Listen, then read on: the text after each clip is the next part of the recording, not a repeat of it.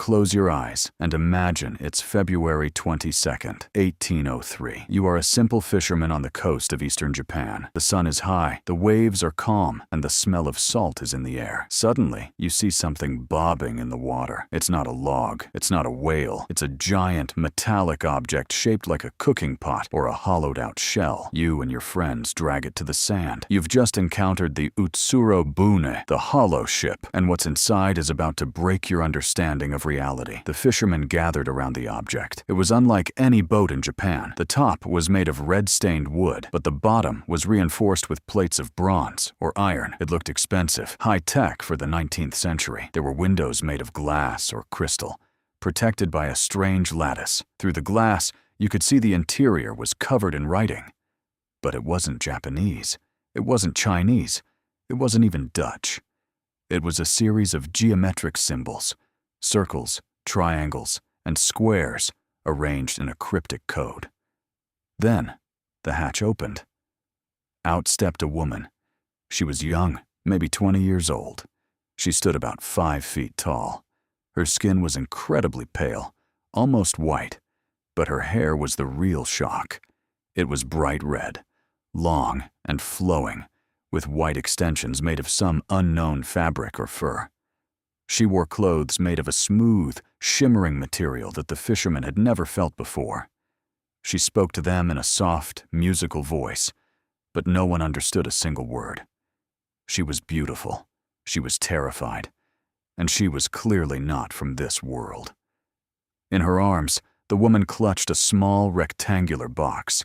It was made of a dark, polished material. The fisherman reached out to help her, but every time someone moved toward the box, she pulled it away with a look of absolute desperation. She wouldn't let a single human hand touch it. What was inside? A power source? A map? The remains of a loved one? Or perhaps the key to the loop she had traveled through? To this day, we don't know.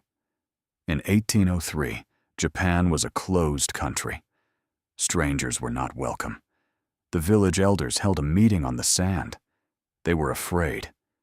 They decided that if they reported this to the government, they would be punished, or their village would be taxed. So, they did something heartless. They helped the woman back into her hollow ship, closed the hatch, and pushed her back out into the Pacific Ocean. They watched as the red and bronze pot drifted away, disappearing into the horizon, carrying its secrets back into the deep. Was this an early encounter with an extraterrestrial? Some researchers point to the symbols inside the ship. They look eerily similar to the symbols reported in the 1980 Rendlesham Forest incident in England. Others think she was a time traveler, a woman from a future where humanity has moved beyond our current borders. At Mythic Loops, we ask a different question. How many times has this happened?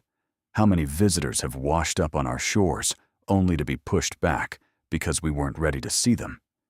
The ocean is vast, and time is even vaster. Somewhere out there, the hollow ship might still be floating, stuck in a loop between 1803 and forever. Next time you're at the beach, keep your eyes on the horizon. You never know what might drift in. I'm Mythic Loops. Don't forget to subscribe, or you might miss the next turn of the circle.